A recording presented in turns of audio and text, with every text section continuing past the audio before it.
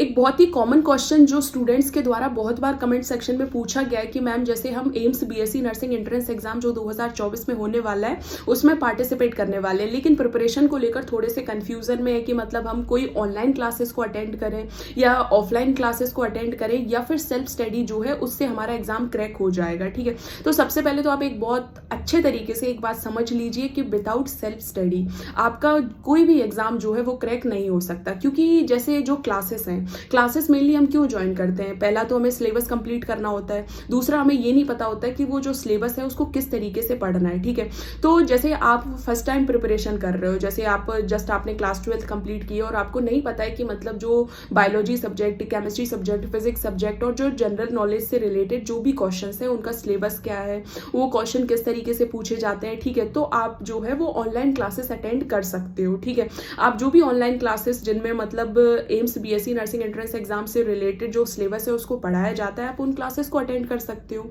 लेकिन अगर आप ये सोच रहे हो कि ऑनलाइन क्लासेस को ही हम अटेंड कर लेंगे, बस जो भी लेक्चर्स वगैरह उनको कंप्लीट कर लेंगे, तो उसके और अगर सेल्फ स्टडी नहीं करेंगे तो हमारा एग्जाम क्रैक हो जाएगा। विदाउट सेल्फ स्टडी आप किसी भी एग्जाम को क्रैक नहीं कर सकते हो। ठीक है, तो आप क्लासेस सिर्फ इसलिए ज्वाइन कीजिए क्योंकि आपको जो सिलेबस है उसको कंप्लीट करना है। क्योंकि अगर आप फर्स्ट टाइम प्रिपरेशन कर रहे हो तो आपको नहीं पता होगा कि जो बायोलॉजी, फिजिक्स, केमिस्ट्री और जनरल नॉलेज से रिलेटेड जो भी क्वेश्चंस हैं उनके लिए कौन सी बुक सबसे इंपॉर्टेंट है, उसके अलावा जो सिलेबस है उससे रिलेटेड कैसे क्वेश्चंस पूछे जाते हैं। ठीक है, तो जब भी हम कोई क्लासेस अटेंड करते हैं तो हमें पता होना चाहिए ना कि हम मतलब उन क्लासेस को किस लिए अटेंड कर रहे हैं। ठीक है, हमें ये तो पता होना चाहिए कि हमें जो क्लासेस है उनसे इतना सिलेबस कवर करना है। ठीक है, और जो भी सिलेबस है हमें पता चल सके कि किस तरीके के क्वेश्चन पूछे जाते हैं।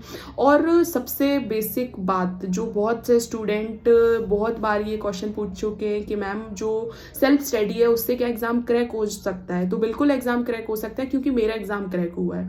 मैंने सिर्फ सेल्फ स्टडी से जो state BSc nursing entrance exam है उसको ना सिर्फ क्रैक किया बल्कि टॉप 5 रैंक जो है उनमें से मेरी रैंक थी। ठीक है, जिसकी वजह से मुझे टॉप का जो गवर्नमेंट बीएससी नर्सिंग कॉलेज है वो अलॉट हुआ था। ठीक है, तो आप सेल्फ स्टडी का कोई भी दूसरा ऑप्शन नहीं है कि अगर आप सेल्फ स्टडी को अवॉइड करोगे और आप एग्जाम क्रैक कर पाओगे। क्योंकि मेन बात ये है ना कि आप क्लासेस कितनी भी अटेंड कर लें, जब तक आप खुद से नहीं पढ़ोगे, कंसेप्ट में क्या दिक्कत आ रही है आपको यही नहीं समझ में आएगा, आप सही इस तरीके से जो क्वेश्चंस वगैरह हैं उनको जब तक सॉल्व नहीं करोगे, जब तक आप गलतियां नहीं करोगे कि किस तरीके से इतने टाइम में हम क्वेश्चंस को अटेंड कर पा रहे हैं। जैसे बहुत ही बेसिक जो प्रॉब्लम स्टूडेंट्स को फेस करनी होती है एग्जाम के टाइम पर, जैसे जब वो एग्जाम हॉल में बैठे होते हैं तो बहुत से स्टूडेंट्स के यही मतलब प्रॉब्लम होती है कि जो क्वेश्चन है वो तो हमें आ रहे थे लेकिन हमने उन्हें सॉल्व ही नहीं कर पाए क्योंकि टाइम ही नहीं बचा। अब ये टाइम क्यों नहीं बचा? क्योंकि उन्होंने मेन एग्जाम से पहले जो है वो प्रैक्टिस नहीं की।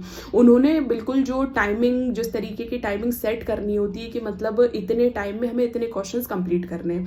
अब बहुत से स्टूडेंट ये सोचते हैं कि मतलब क्या ये सब प्रैक्टिस करने के लिए अलग से टाइम चाहिए? नहीं, अगर आप चाहे, अगर आपके पास कम टाइम है तो आप अपनी प्रिपरेशन को ही इस तरीके से कंटिन्यू कर सकते हैं कि जो एग्जाम के लिए जो भी क्वेश्चंस हैं उनकी प्रैक्टिस आपकी प्रिपरेशन के टाइम पर ही हो जाए। जैसे आप फॉर एग्जांपल कोई भी चैप्टर पढ़ रहे हो, बायोलॉजी सब्जेक्ट का कोई भी चैप्टर पढ़ रहे हो, फिजिक्स सब्जेक्ट का कोई भी चैप्टर पढ़ रहे हो, तो आप उसके क्वेश्चंस जो हैं उनको टाइम लगाकर सेट करो। जैसे जो अलार्म क्लॉक है उसमें आप टाइम सेट कर लीजिए, फोन में टाइम सेट कर लीजिए कि मुझे इतने टाइम में इतने क्वेश्चंस को कंप्लीट करना है। जब आपकी इस तरीके की प्रैक्टिस होगी तो आपको जो एग्जाम हॉल में जो आपकी सबसे बड़ी प्रॉब्लम है कि अरे क्वेश्चन आ रहे थे लेकिन क्वेश्चन छूट गए, तो ये प्रॉब्लम आपको फेस नहीं करनी पड़ेगी।